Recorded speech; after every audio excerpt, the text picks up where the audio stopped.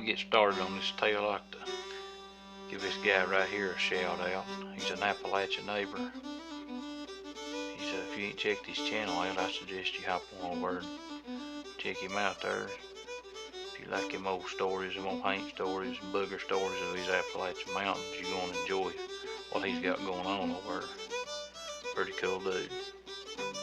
You have a good night, Jared.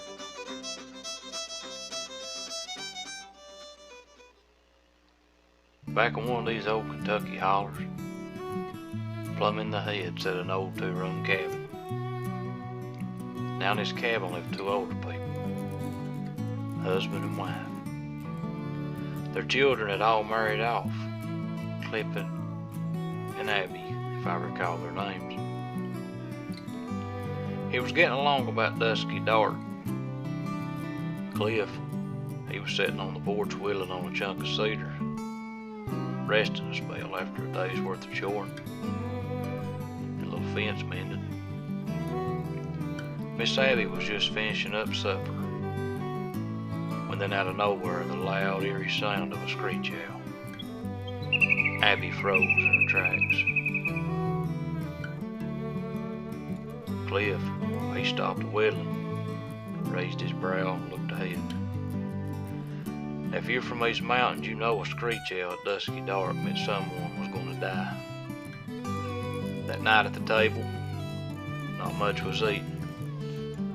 Barely a word was even spoke, for they both knew someone close was going to cross over. The next morning, as a rooster crowed, Cliff was milking and gathering eggs. Inside Abby was kneading dough for bread. As she shaped it, it began to crack, and her heart skipped a beat. But she knew that was a sign that a funeral would follow. Cliff, he took the morning milk and eggs to the spring house to keep cool. He walked in the cabin, poured himself a small amount of coffee, sipped it down, and he kissed Miss Abby on the cheek and headed out to split rails down the holler to lay some fencing.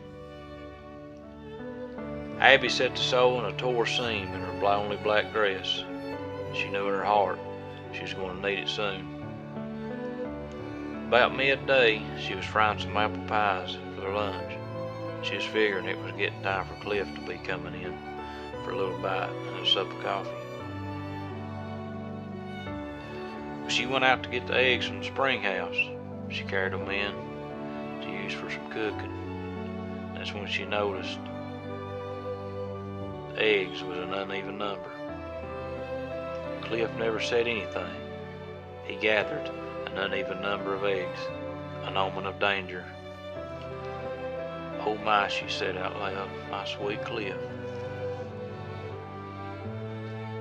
The hound dog barked an unusual bark. Abby went to the porch and saw a wagon coming up the holler with two men on horseback in tow. As they drew closer, she stepped off the porch and slowly went to meet them. "I sure am sorry to have to tell you, Miss Abby, but we brung Cliff home. A big oak gave up one of its limbs, and it got poor Cliff on the head. At least that's the way it appeared when we rode up on him." As the men went to carry Cliff's body inside, Abby went in and stopped the two clocks they had to prevent another death. One man rode off to spread the word, and the other stayed to be with Abby. As she started washing Cliff's body and placing the only two nickels she had over his eyes, then she remembered to cover all the mirrors in the house and to open the windows so Cliff's soul wouldn't get trapped within the cabin walls. The next day they buried old Cliff in a walnut box. The men who found him stayed up with kerosene lanterns, building the night of. The evening after Cliff's burial, Abby was cleaning up some from the guests who had been sitting up, paying their respects to Cliff. When Abby drops a knife as she stands looking out the door, And you know in Appalachia, a dropped knife meant a man was coming a visiting.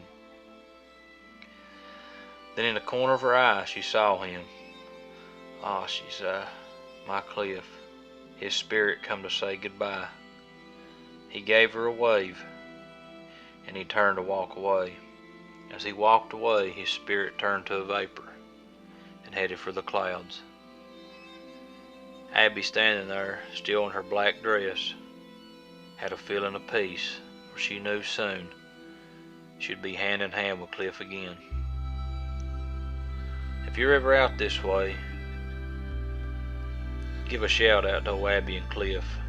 I'm sure they'll answer you in the wind.